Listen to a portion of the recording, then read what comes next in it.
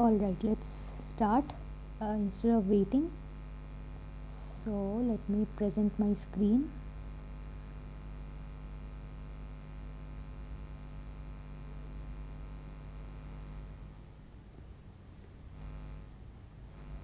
Right. So for today, I think we should actually talk about. So instead of going through the slides, I have planned to go through the code entirely. So whatever topics that have been covered today in this week, adversarial robustness and so on. So see, getting marks in exam is very important, and learning the basics is very important. But you should also know like what is the aftermath, like what comes after the basics. So you started with neural networks. Okay, just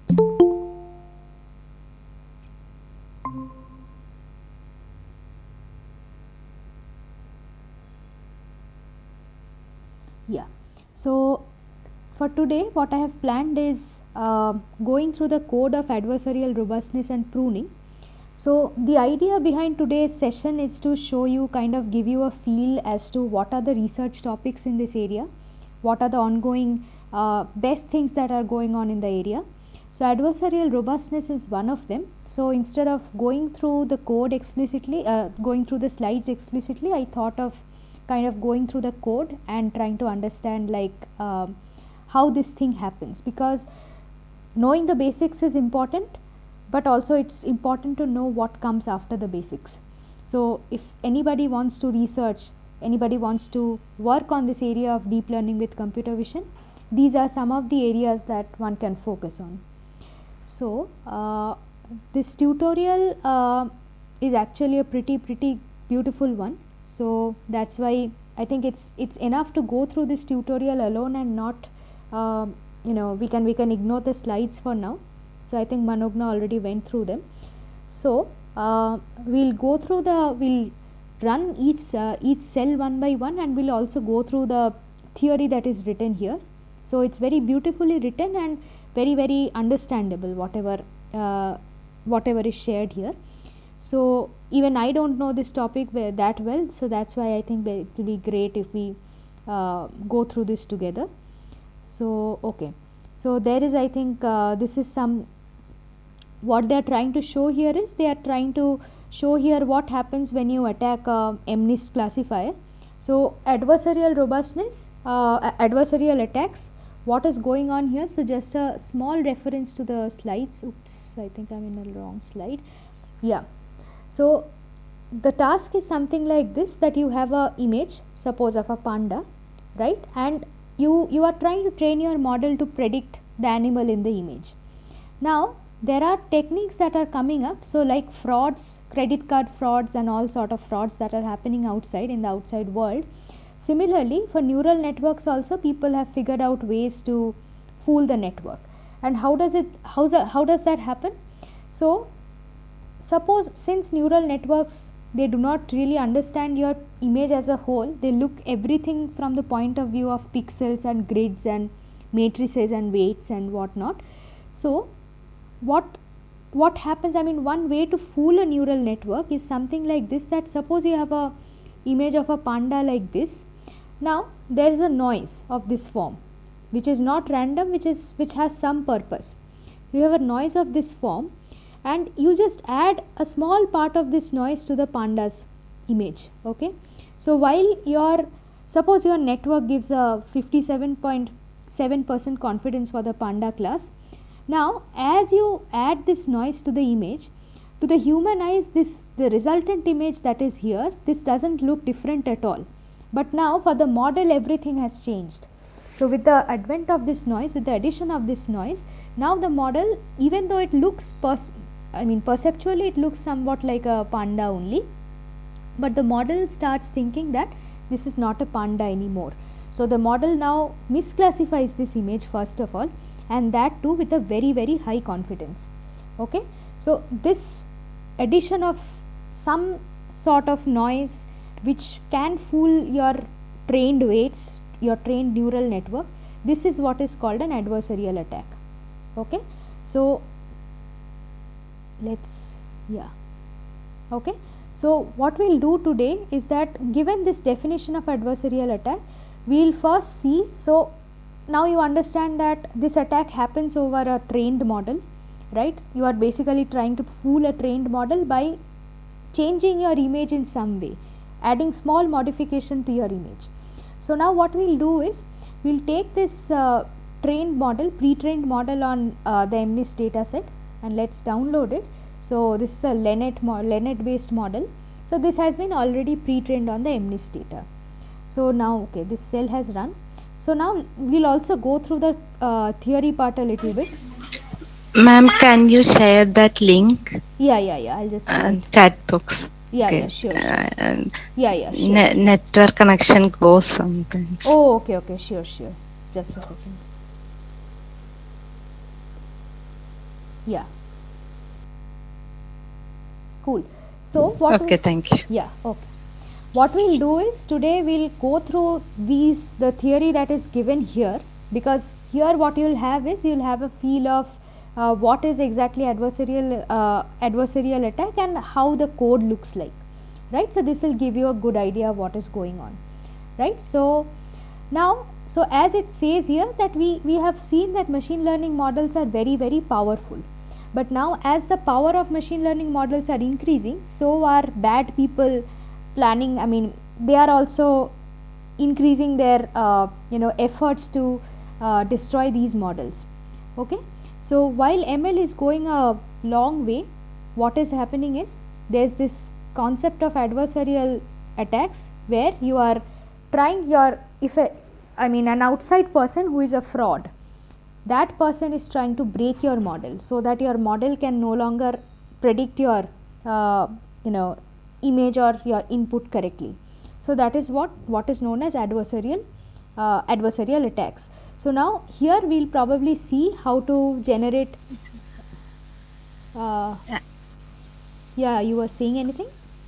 The access is denied for that link. Can't you see the screen? Is it because the network is not working?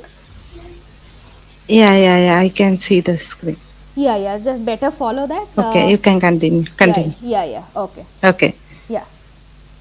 Okay. So what they are saying is that this tutorial, so based on this tutorial, what they'll show is one form of generating these adversarial examples, which is called the fast gradient sign attack, right? So what we'll do is, so there's a pre-trained MNIST model. Now what we'll do is, based on this attack, we'll perturb or we'll modify the images that are there in MNIST in such a way that you will see that the MNIST classifier will be fooled, as is written here, right? So now let's see what's in this threat model, under this threat model. So there are many categories of adversarial attacks, each with a different goal and assumption of the attacker's knowledge, right? So there are mainly two kinds of attacks. One is the white box and one is the black box. A white box attack, so let me highlight this. A white box attack assumes that the attacker has full knowledge and access to the model, including architecture, inputs, outputs and weights. So suppose in this case, for example, we have this MNIST pre-trained model, and we have access to everything about that. We have access to the model, its input, its weights and the entire MNIST data set, right? So that is an example of a white box attack. So now what the attacker will do is have access to this model and then perturb certain things in order to fool the model. A black box attack is a little bit difficult, because here now black box means what? Black box is basically like an API access. It's as if you are, for example, when you search in Google, you give a query and Google gives you some information back. You don't know what's going in between. You don't know how Google is finding information based on your query and all that. So similarly, in black box attack, it's as if you don't have access to the model, its weights or anything. All you can do is, you can send your input, not the data, actual training data or anything. So you do not have access to the training data also. So you just can give an input to that model, and the model gives you some predictions. So the predictions are the only things that you can access from the model. So A black box attack assumes that the attacker only has access to the inputs and outputs of the model and knows nothing about the underlying architecture or weights, right? And there are also several types of goals, so including misclassification and source or target misclassification. So here they have defined what the individual things are. A goal of misclassification means that the adversary only wants the output classification to be wrong, but does not care what the new classification is. So suppose you have trained a model on a variety of things. Now you have given a dog image, and now the attacker is doing something, it's changing the dog image in such a way that your network is fooled now. But suppose it gives a the classification, the prediction as something like say house, right? So the attacker doesn't care what is the new prediction. All that the attacker cares is that the prediction should not be dog, it should not be the correct class. That is what misclassification means. Now the other thing is source target misclassification, which means that this is understandable. Here the adversary wants to alter an image in such a way that it was suppose a dog image, and now the attacker wants that the the attacker has changed the dog image in such a way that now it specifically wants the model to output some given class, like say like ship, or suppose the sun, or anything like that, something else which is specific, which is already pre-planned. So here you want the model to misclassify, but the prediction should be something that you have set from before. That is what is called a source target misclassification. Now okay, so FGSM, the fast gradient sign attack that we will show here, that is a white box attack, as I told you. So white box means what? That you have access to the model, you have access to the data and everything. So you have access to the trained weights and everything. So that is why FGSM is a white box attack, and the goal is to just misclassify. So suppose we are working with MNIST here. So MNIST can be, we know that it starts from 0 to 9, the 10 digits that are there, and the goal is, suppose if you have a 0 image, I will perturb it, I will change it in such a way that the prediction can be anything but 0. So that is what is the goal here. Now let us move on to this fast gradient sign attack. Okay, so what this attack does is, let us read from here. This attack is remarkably powerful yet intuitive. So it's actually, these attacks, if you go through them, they are pretty easy to understand. They are just manipulating a little bit with how you train the networks. So it is designed to attack neural networks by leveraging the way they learn gradients. So gradients, the gradient update is the way that we learn, we make the neural network learn, right? So we have a goal, we have a loss function, we have a target, and we have a loss function towards it. And how do we learn our weights?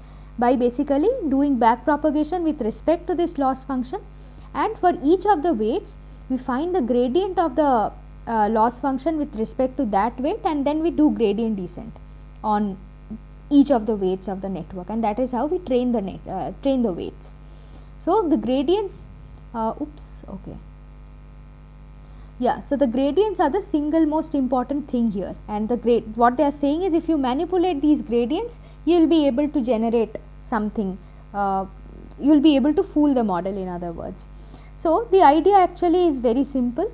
So rather than working to minimize the loss by adjusting the weights based on the back propagated gradient, so this is what I summarized as a learning paradigm.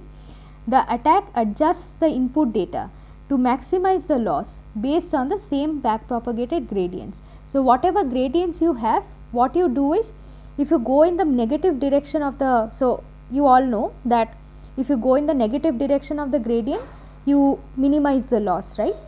But here what we will do is, we will change the input in such a way that based on the gradients you maximize the loss instead of, so it's like you are forcing the model, you are basically adjusting your data in such a way that you are forcing your model to learn wrong things. And how is that done?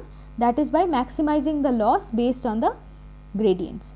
So if you go in the negative direction, you are minimizing the loss. If you go in the positive direction, you are maximizing the loss.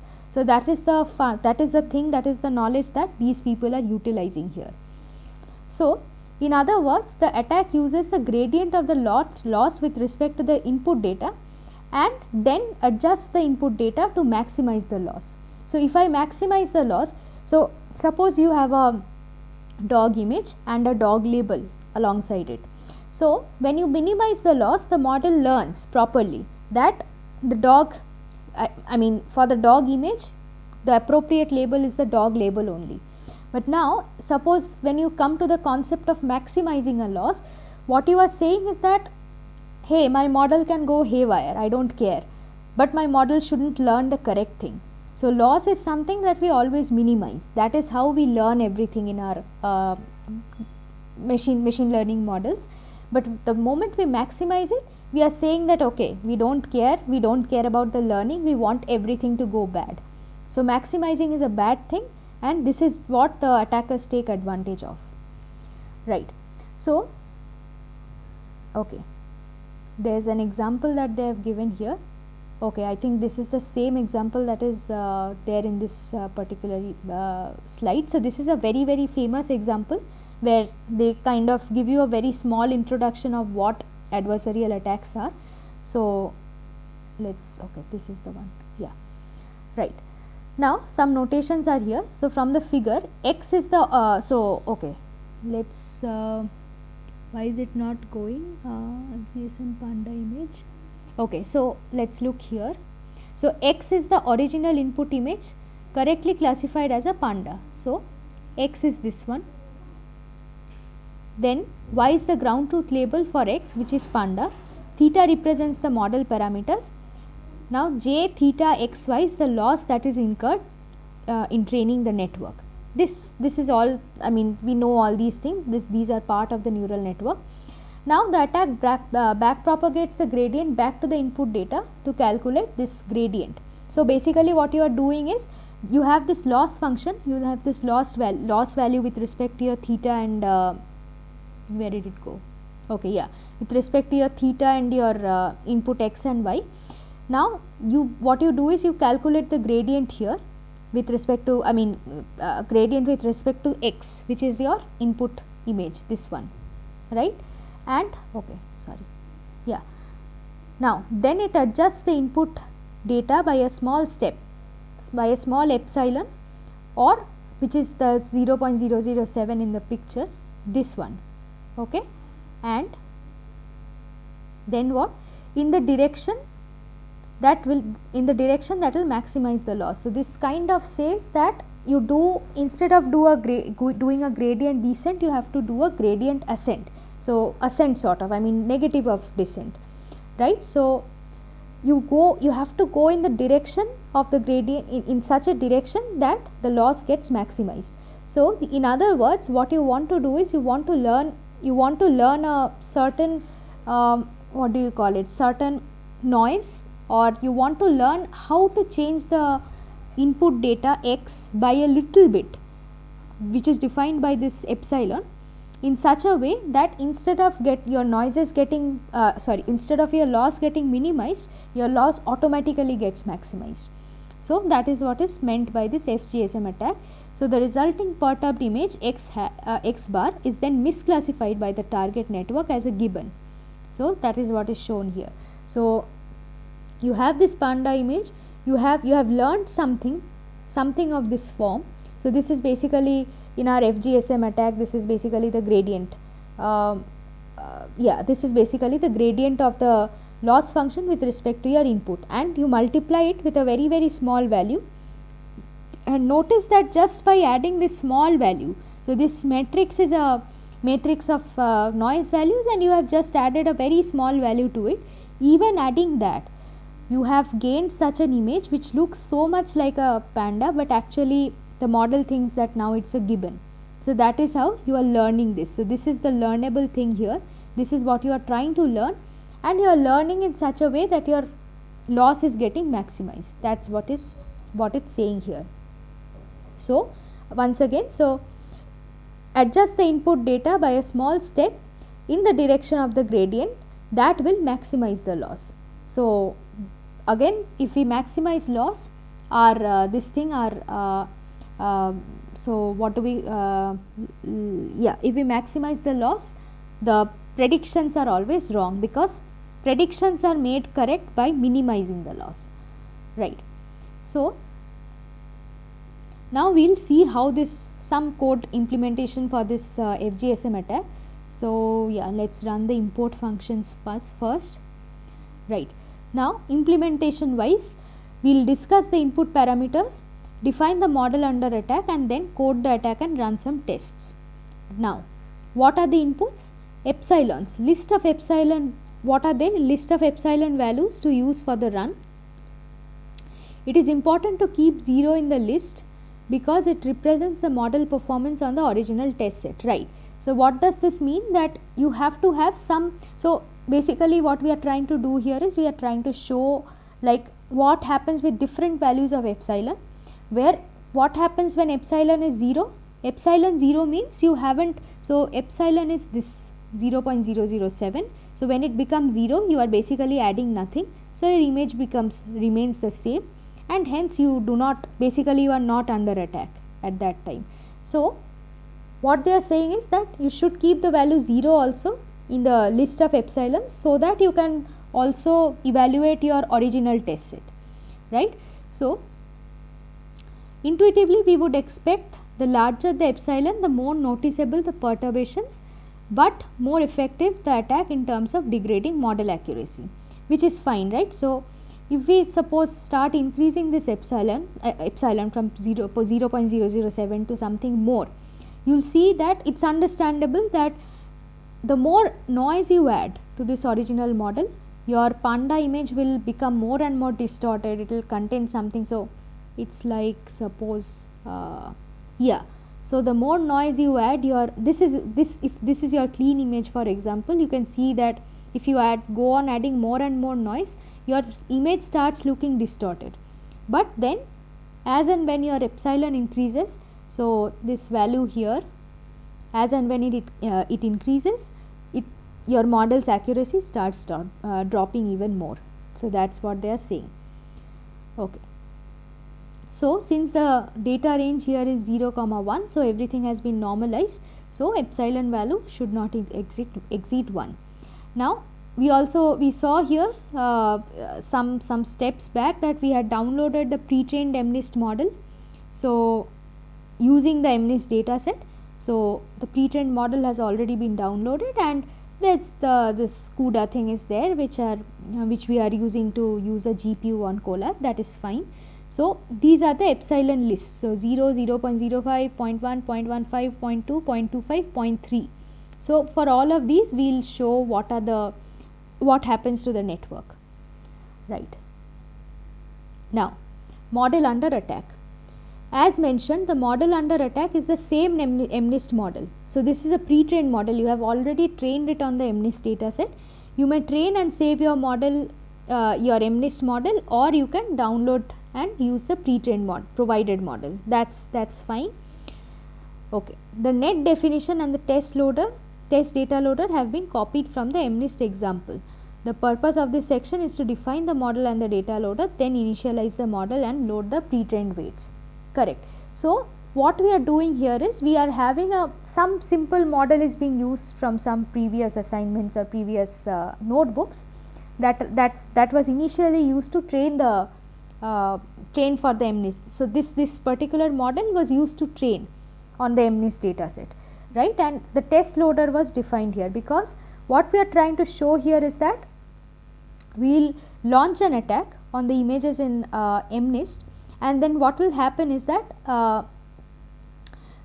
because of the attacks that were launched in your test set, you will see that as and when your epsilon becomes bigger and bigger, your predictions become worse and worse. So that is the goal, right. So this is your model. So this is a simple convolutional model, no fancy architectures here. So this is all fine. this is the test loader, this part here. So again this is fine. So here we are basically loading the MNIST test data, that is also fine. We are calling CUDA for GPU, that is also good. So we are initializing the model first of all, and we are loading the pre-trained weights using this, just like they had mentioned in the upper part. So let's run this piece of code. So it's downloading the data. So I guess you are already well aware with the MNIST literature now. So okay, now we'll move on to the interesting part. So now we can define the function that creates, so let me highlight. Now we can define the function that creates the adversarial examples by perturbing the original inputs. So this is where we are going to show the, first of all, the function where you implement the attack and what will happen once this attack is in place, right? The FGSM attack function takes 3 inputs. Image, so let's look here. So this image is the original clean image. So this is like the initial panda image that was here. Then epsilon. So epsilon we know what is there. So epsilon is the pixel wise perturbation amount. So that is given here. And data grad is the gradient of the loss with respect to the image, right? So with a given an image and its and the label of the image, you know what is the what is your gradient with respect to that. So this is your final function. Okay, so that data grad is given to you, the gradient of the loss function with respect to your input image, right? So first step is collect the element wise sign of the data gradient. So this is the sign of the data gradient. Basically what you are trying to do here is you are trying to make everything positive. So create the perturbed image by adjusting each pixel of the input image. So that is given by this function. So here, okay, so right now you have created the perturbed image is created by following this formula. So you take the original image, the clean image, plus epsilon into the sign of the gradient that is there, right? And now this step is again a post processing step where you clamp everything between 0 and 1 because you want this to be an image as well, right? So that is what is done here. So repeat that you take in the clean image, your epsilon is the perturbation amount, data grad is the gradient of the loss with respect to the input image, and this is basically the sign of that gradient, and you add it up with the original image to get the perturbed image, right? So that is what is known as the FGSM attack. So just going a bit upward once again. So what was the goal of the FGSM attack? So basically you adjust the input data. Okay, where did it go? Yeah, you adjust the input data by a small step which is given by epsilon in the direction that will maximize the loss, right? So the direction is obtained through this sign function, right? So let us run this one. Okay, so finally the central result of this tutorial comes from the test function. Each call to this test function performs a full test step on the MNIST test set and reports a final accuracy. However, notice that this function also takes an epsilon input. This is because the test function reports the accuracy of a model that is under attack from an adversary with strength epsilon. More specifically, for each sample in the test set, the function computes the gradient of the loss with respect to the input data, creates a perturbed image with FGSM attack, then checks to see if the perturbed example is adversarial. In addition to testing the accuracy of the model, the function also saves and returns some successful adversarial examples. So we'll also visualize what these examples look like, but let's look at the test example, test function for now. So we call the test loader and we get hold of all the images and targets that are there in the test loader. So okay, so you set this one to be true because you want to get access to the to your gradients, right? So now what you do is you pass your data through your model, you get your output prediction. So now this is basically either your logit or the probability. So now what you do is you get the predicted class. So you do an output dot max with respect to the first dimension to get the class prediction for the particular data, the particular image that you are sending, right? So now right, if the okay, so what you are, so initially when we looked at the definitions, what we saw is that the motto for this tutorial is to show you what an FGSM attack is on a misclassified task, on a misclassification task, right? So here the attacker's purpose is that if you have a 0 class, your model should basically predict anything other than 0. That is all you want. All that you want is a misclassification. So suppose you predict from the model and see that it's already not matching with the target actual true label, right? Your predicted label, which is given by this init pred, is not matching with the target label, right? So in that case your purpose is already served. So you already have a image where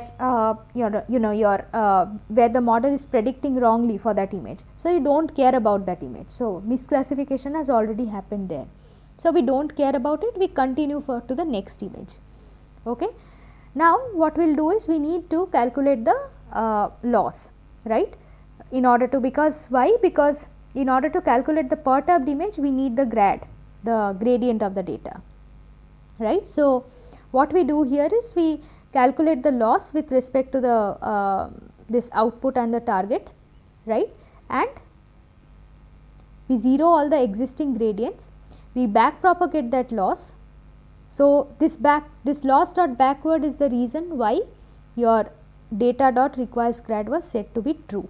Otherwise you wouldn't have obtained the gradients of the image with respect to the loss. So once you have done this loss dot backward, now what you do is you have this data, this is the input image basically. So you collect the data grad. So data grad is nothing but data dot grad dot data. So basically data is your input image, you take its gradient and take the whatever gradient value is there, you take it there. So now through your FGSM attack function, which is given by this input, the clean image, the epsilon and the data gradient. So again, what are the steps? You find the sign of the gradient and then you perturb the image using the epsilon and the sign, right? So now what you do is, so you got the gradient, you generated the perturbed data, and now you rerun the perturbed data through the model once again. So that is given by this. So again you find out the final predictions here, and if you, now this particular piece of code is basically calculating your accuracy and all. So what happens if suppose you have correctly predicted, or what happens if you have wrongly predicted. So there is one special case here that is being mentioned here, that this happens when, I mean, what they are trying to see is if epsilon equal to 0. So epsilon equal to 0 kind of means that you have not attacked your model at all.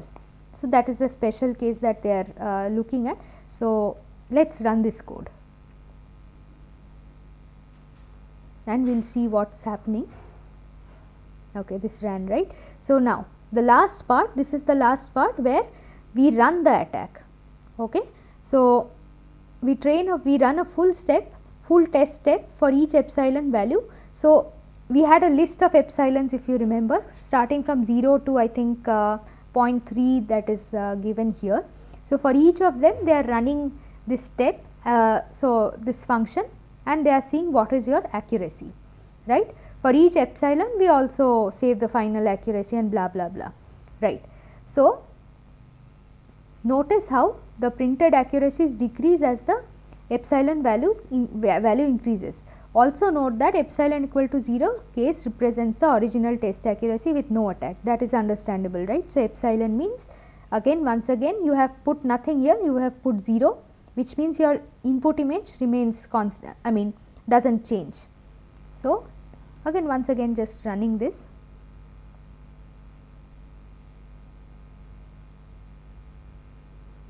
Let it run, we will look at the next step.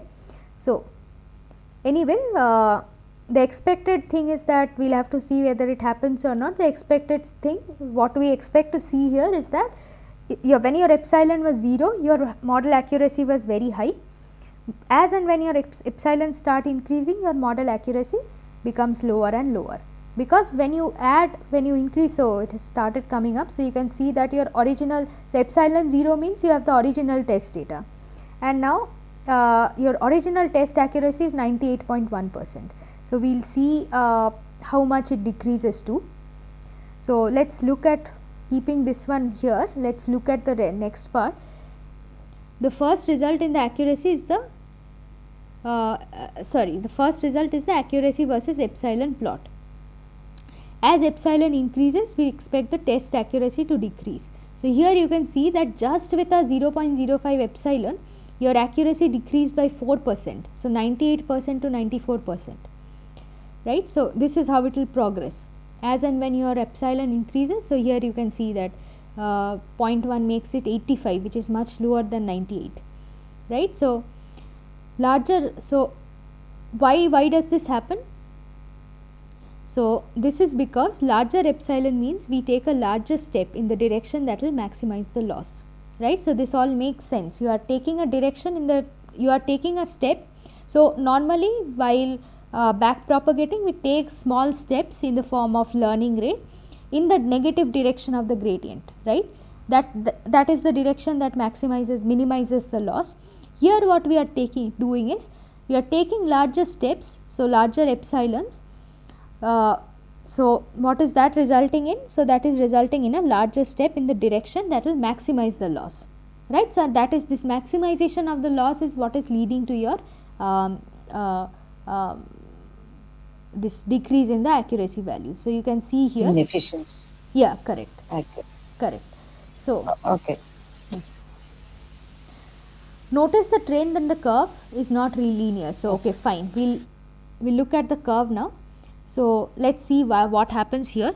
So one thing that we can see is that as and when you decrease epsilon, so this scale is linear. So it's 0 to 0.05, 0.01. So from here 0.05 to 0.25 or 0.3, this is a linear scale. So yeah, it's done running.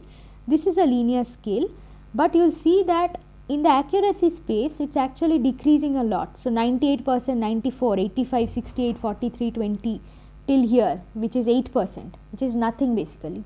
So while this one is decreasing linearly, here the fall is not linear. That is what is being said here. So the trend in the curve is not linear, even though the epsilon values are linearly spaced. Okay, right. So this we have seen. Also notice the accuracy of also notice the accuracy of the model hits random accuracy for a 10 class classifier between epsilon 0.25 and epsilon 0.23. So here we can see that this 20% has reduced to 8%, which is again nothing. So again let's run this one. Yes, so this is the trend that we see. Instead of a linear fall here, we can see a much deeper fall when we increase our epsilon value. So that is something to be observed, right. Now we will see what happens here. We will try to visualize what are the adversarially generated images. So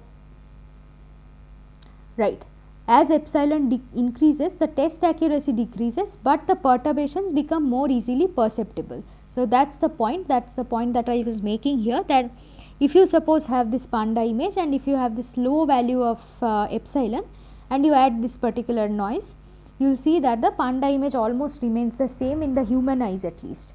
But now if you start increasing this panda image, this epsilon value, you will start seeing that this image is getting distorted more and more until it turns into complete noise. So that is what is being said here. So right, yeah, as epsilon increases, the test accuracy decreases, but the perturbations become more easily perceptible, right. In reality, there is a trade off between accuracy degradation and perceptibility. So why is there a trade off? Because suppose if your attacker, as the attacker, the job of the attacker is that you should not change the image too much. If you change the image too much, then whoever created the model, that person will become more and more careful. So that is why you want your image, the perturbed image or the modified image that you have, that should not be very perceivable. The modifications should not be perceivable, right, but you should lead to enough accuracy degradation. So there is always a trade off. You know that if you increase this epsilon enough, then your accuracy drops a lot, but then the person who is the creator of the model or anyone who is sitting to guard the model, that person will also know that the images that are coming in, they are somehow not perceptible. So that is why this issue is there, that you have to you have to maintain this trade off between accuracy degradation and perceptibility.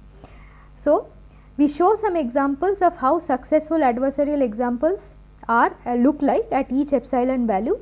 So right, so let's look at the description. I think the description is kind of self explanatory. Yeah, good.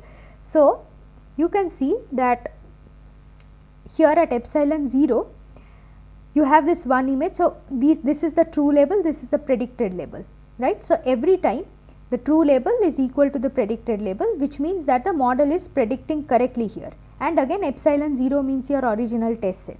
Now you have given it some adversarial, you have attacked it at a small level. So your epsilon is 0.05. So now this is an 8 image, we can understand that, but the model has predicted it as 0. You have a 9 image, which is again there is a very small perturbation here. So that has turned into 4. So 6 has turned into 5. So every image like this is actually very perceivable to each of us. So we can look at these images and we can still identify what the digits are, but the model can no longer identify it. Similarly, now if you start noticing a little bit, just let's go down the rows a little bit, you will see that this one was pretty clear, this one was very similar to this one, right. But as and when you slowly go down, so I'll so as and when you go down, which means as and when you increase the epsilon, you will see that some distortions are coming up. So this is the original one. This almost has no change with respect to the original one, but here you can see the black is no longer very black anymore. Some patches are coming up, right, in each of the backgrounds. Similarly, here the patches are much more observable. So whitish patches are coming up here. So this keeps on increasing. So at the end, at 0.3 epsilon, where if you remember the accuracy was less than 10%, you can see that it's quite distorted.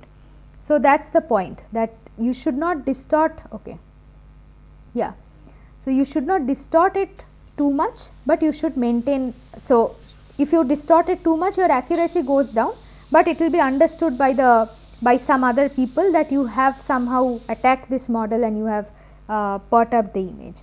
So that this thing should be taken care of, that where do you stop, where do you stop your lowering your epsilon, right. So this is more or less about the FGSM attack thing. One other topic that I wanted to run very quickly through is that we have some time, that is good. So this is called pruning. So that is another form of research that is going on. So adversarial robustness is something where what did you see? You saw that neural networks can be fooled, right. So there are people sitting, fraud sitting outside, who what they are trying to do is they are trying to fool your system. So suppose one application of this can be, suppose you are trying to create a AI enabled automated car. So in that case, the car has to kind of like identify each and every object on the road in order to drive correctly, right. So now what will happen is, suppose you have adversarially attacked the network that is there for object detection inside the automatic car, and suppose instead of so suppose there is a stop sign in the road, where the car should actually stop, but now the model is unable to recognize the stop sign because it has been attacked, and now it looked at the stop sign, but it's predicting it to be something else and not the stop sign exactly. Or suppose there is a person coming in front of the car. Now the person, suppose instead of the person class, the network predicted it to be the bird class, where the bird can fly away. So the car doesn't stop anymore, hit the person is injured or dies, and that is where your network fails. So this entire thing can be very, very critical. So I showed a very small version of what it can do, but yeah, there's a whole lot of work going on. So this is how risky these adversarial attacks can be. So the research that is going on nowadays is to kind of first predict what the attacks can be, and then make your model robust to these attacks. So kind of whatever is going on, like areas like fraud detection and all, same thing is going on here, that first anticipate what kind of attack might be coming up and make your model robust to it, so that your model doesn't fall prey to these small perturbations. So that is more or less about this adversarial robustness. Now we will look at a slightly different problem. Let's come out of this notion of attacking a network, and let's try looking at another practical problem.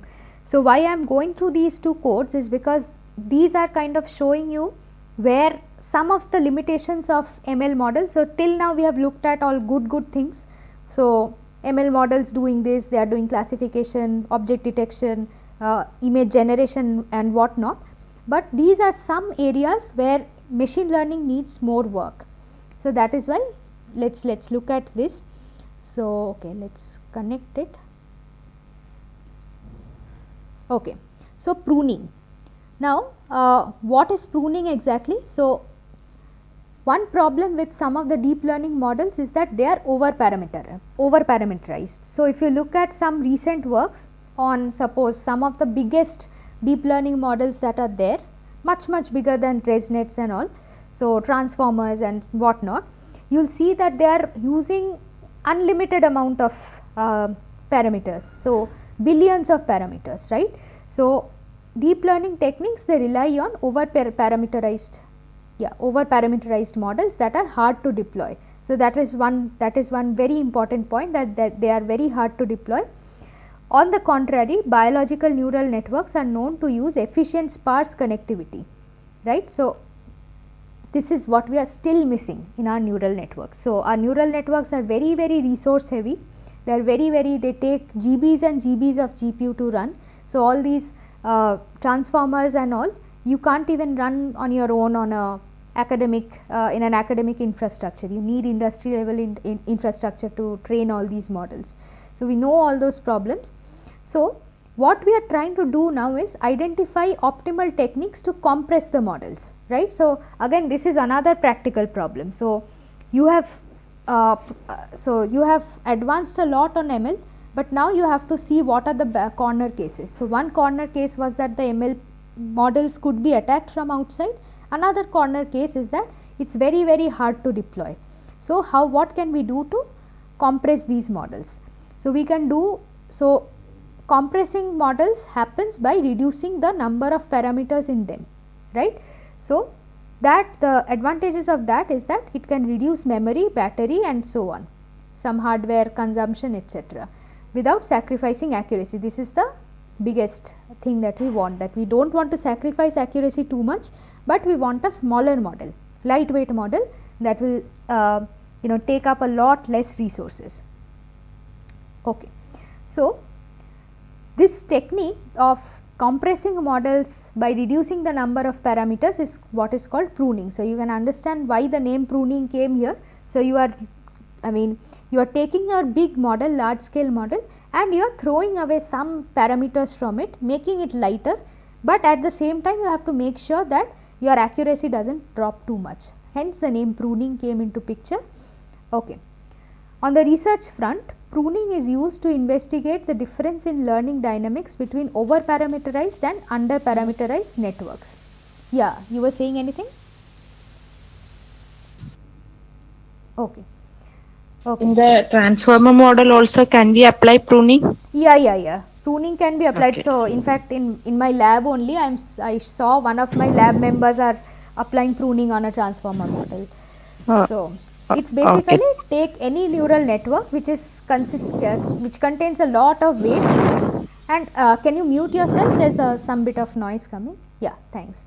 So yeah, these models are very big. Now what you want to do is you want to cut out some weights from there in order to make it smaller, but also not losing out on performance. So pruning is used to investigate the differences in learning dynamics between over parameterized and under parameterized networks. So you have to see that what do you want to prune in the network, and if you prune it, how much are you losing out. So you have to do it very smartly so that you do not lose out much. Okay. Right. So in this tutorial, how you will learn how to use this prune operation to sparsify your neural network, right. So this often has been come into, so this has been helpful in number of ways. So not only in not only in like reducing your model capacity or weights and all. So there are number of advantages to pruning. So it might also happen that your big model, large scale transformer model, all the weights are not being used for a particular task. All the weights may not be necessary. So you can prune them off, and in that way your model performs actually better. So now we will see, this is basically an implementation of that pruning technique. So let us first import, and again, so remember in the last in this particular adversarial attack based notebook also we were using the Lennet architecture. So it is the same thing, same model. So let us run it and initialize the model. So the model is initialized here in this particular line. Okay. So what they are saying is, let us inspect the unpruned conv1 layer in our Lennet model. It will contain two parameters, weight and bias, right, and no buffer for now. So let us see what that means. So yeah, so we took this model and took the first conv layer, put it in module, in this variable module, and found out what are the named parameters. So the parameters are as they have mentioned above, the weight and bias. So weight is given here, the first one that has come up is the weight, and bias is the second one. Okay. So good, this we have seen, and there is no buffer. So even I have to see what the buffer is, but let us see what is going on here. Okay. So to prune a module, the conv1 layer of our, in this example the conv1 layer. So basically they are trying to prune the entire conv1 layer of this Lennet architecture that we saw here, this conv1. This they are trying to prune here. Okay. First select a pruning technique among those available in torch.nn.utils.prune. Okay, and you can also, like everything, you can also have your own subclass. So but let us not go into that for now. So then specify the module and name of the parameter to prune within that module, and finally using the adequate keyword arguments required, let's do this. Okay. Finally using the adequate keyword arguments required by the selected pruning technique, specify the pruning parameters. Right, let's look at what it means. Okay. Okay. In this example we will prune at random 30% of the okay.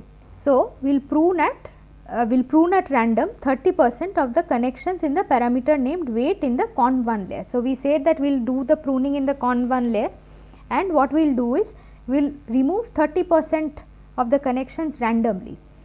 The module is passed as the first argument to the function. Name identifies the parameter within the module using its string identifier. Okay. Amount indicates the percentage. Okay. So I think where is it? Yes, so you can see that here they have already imported this prune function from torch.nn.utils.prune, and that has been imported in the name of prune, right. So we see here that, so they are calling that same function prune dot some some pruning technique, that is suppose so in this case it's the random unstructured one, and so module is containing the conv1 layer, if you remember. So yeah, this is model.conv1, right. So you give this conv1 just like we said. We want the name is the parameter name that we want to prune on, and amount is the 30% that we mentioned. So the 30% of the weight parameters will be thrown away, right. So okay, right. Pruning acts by removing weight from the parameters and replacing it with a new parameter called weight orig, that is appending orig to the final initial parameter name. Weight orig stores the unpruned version of the tensor. The bias was not pruned, so it will remain intact, right. So again what they are saying is that, so this weight orig will basically consist of your original weights, so which was unpruned. So again if we print this one after pruning, so yeah, you will see these two things. First is the bias, which is given by this smaller tensor, and then this weight orig, which is the original weight. So let us see whether it matches with the previous one or not. So yeah, it starts with 0.07831647 and so on. Yeah, you can see that the same values are there. So it is the same weight matrix that was there. So this is the unpruned weight matrix that is put in this that has been given this name weight underscore orig. Now the pruning mask generated by the pruning technique selected above is saved as a module buffer named weight mask. So it is like basically you are generating a mask for each of these weight positions, for each of these positions 1, 2, 3 and so on. So mask of binary, generally masks are all binary. So 1 would mean that you keep this value, 0 would mean you discard this value, right. So that is what they are saying, that the pruning mask is getting saved as a module buffer named weight mask, that is appending mask to the initial parameter name. So when you do a module dot named buffers, you see this mask that is getting generated. So these ones would indicate that you keep these weights, these weight values, zeros would indicate that you do not keep them. Okay. So now for the forward pass to work without modification, the weight attribute needs to exist. The pruning techniques implemented in torch.nn.utils.prune compute the prune version of the weight by combining the mask with the original parameter and store them in the attribute weight. This is no longer a parameter of the module, but it is now simply an attribute. Okay. So there is something, so what they have done now is that, because since your this weight attribute has to exist, so that you do not have to make much changes to your forward pass. So that is why what they do is they combine the mask that they generated, this weight underscore mask, and they combine it with the weight underscore orig, which is basically your original weights, this original parameter as I was saying, and after combination that is stored in this attribute weight. Okay. So that is given like this. So module dot weight contains these values. Finally, pruning is applied prior to each forward pass by using PyTorch forward pre-hooks. Specifically when the module is pruned, as we have done, specifically when the model is pruned as we have done here, it will acquire a forward pre-hook for each parameter associated with it that gets pruned. In this case, since we have so far only pruned the original parameter named weight, only one hook will be present. So for each such parameter that is getting pruned, you will get a forward pre-hook function also. So Yeah, that is given by this. So yeah, you can see that this torch dot this prune random unstructured object has been created here, and there is only one hook because you have changed only one parameter named weight. So that we have seen.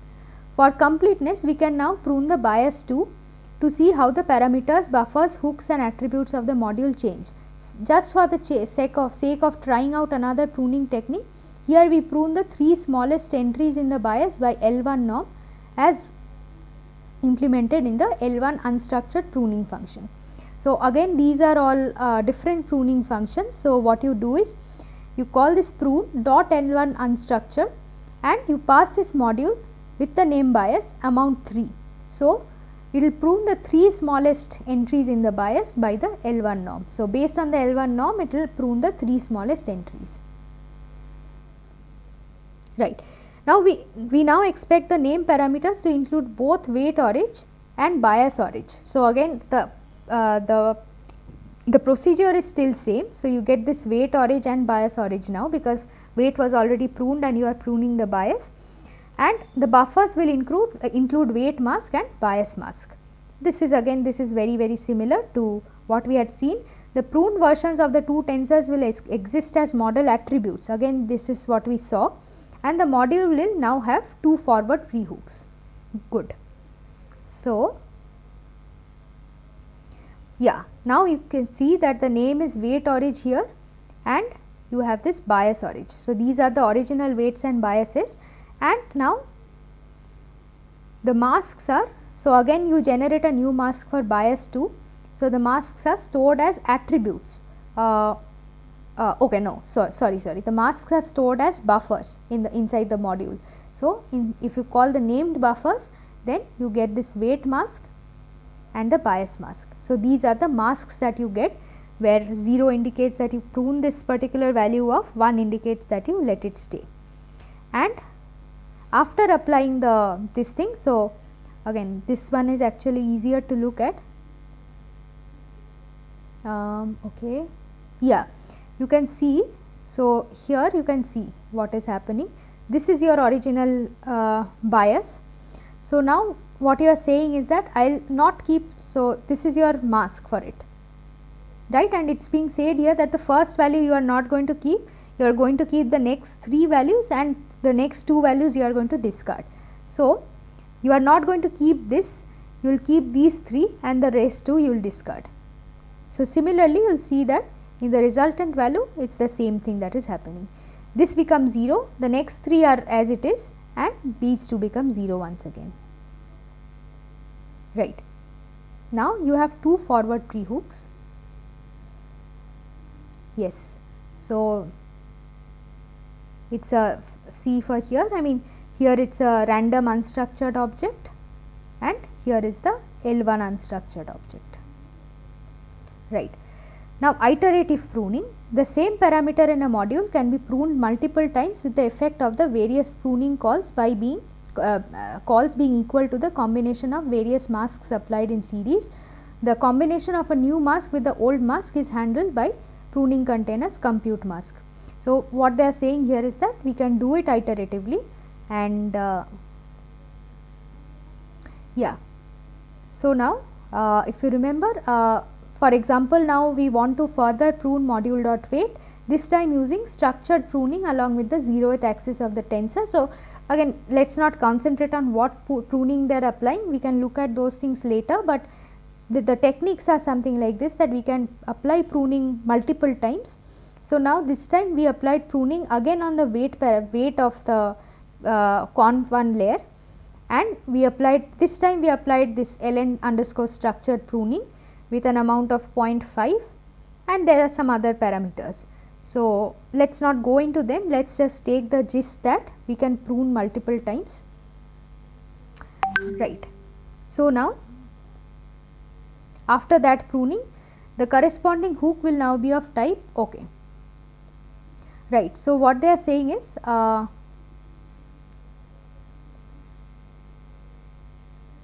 yeah, now if we take this weight object of your module means the conv1 layer, it is now going to store everything.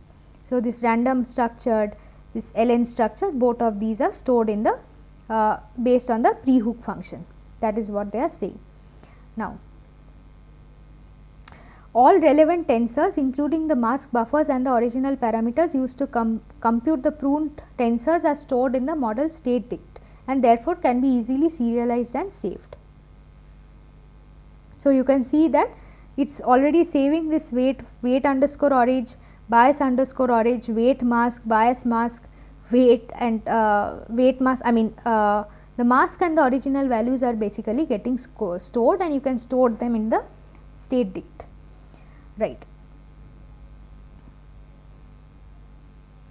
Okay. So, these are, I think in the next part of the, basically there is a lot of thing, but mostly what they have tried showing here is that how you basically how you perform this pruning and how you what are the different pruning I mean how you can basically prune the different layers of the network. So, okay, let us pruning multiple parameters in a model, that is also fine. Okay, so basically you can do things like this also, where you have a, suppose you again reinitialize the model, and this is the code that you can use to basically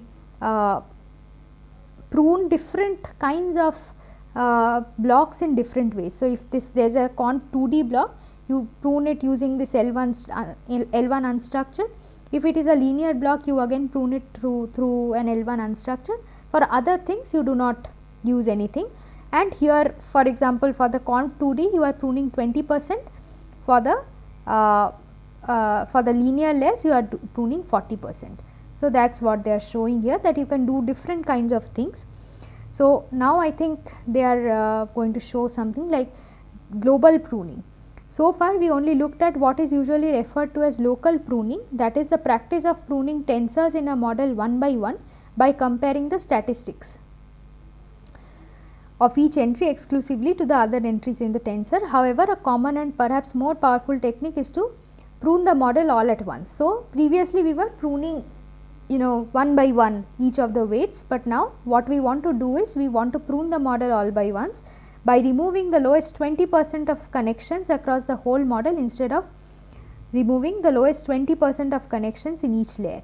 This is likely to result in different pruning percentages per layer. So, global pooling is something that, I mean on a higher level we can understand very well, that it is going to prune once and it is going to prune the network as a whole and not look at the individual layers that we were seeing before. So, here we are providing the parameters to prune together. So, model.con1 we want to prune the weight, model.con2 again weight, and for all these FC layers also we want to prune the weight. And now prune again has a global function that is there, global unstructured, it is passing the parameters to prune. Pruning method is this L1 unstructured again, and the amount is 20%. So, like they said that instead of going taking each layer and then removing 20% out of it, you just you take all the parameters that you want to prune and you remove 20% based on the entire thing, right. So, what they are saying is now we can check the sparsity introduced in every pruned parameter, which will not be equal to 20% in each layer. However, the global sparsity will be approximately 20%. So, this is what I kind of wanted to show. So, this is the percentage of the prune. So, again let us sparsity, yeah. So, this is basically referring to the sparsity introduced. So, yeah, so since they are randomly doing it, so in the conf1 weight they are pruning 62.96 and so on. So, this is how it kind of works. So, this is how you are basically this is to show how much weights got pruned in each step, and that is being seen by this this 0. So, whenever your weights become 0, you take that to be pruned, right. So, okay, so let us not go into these details, but yeah, what I wanted to show here is that the gist of all this was that pruning is a technique that can solve your problem of over parameterized models. It can make it smaller, it can make it lightweight, and yeah, pruning is a technique that is being used nowadays in great abundance. So that you have a lighter model and lesser complicated, which also shows many applications in in cases other than, if you just it's not only that you are pruning gives you advantages when you just pruning doesn't always only give you advantages when you want to make the model lightweight, but it's being used in other applications as well nowadays, where it has been shown that pruning some of the weights actually helps the model. Okay, so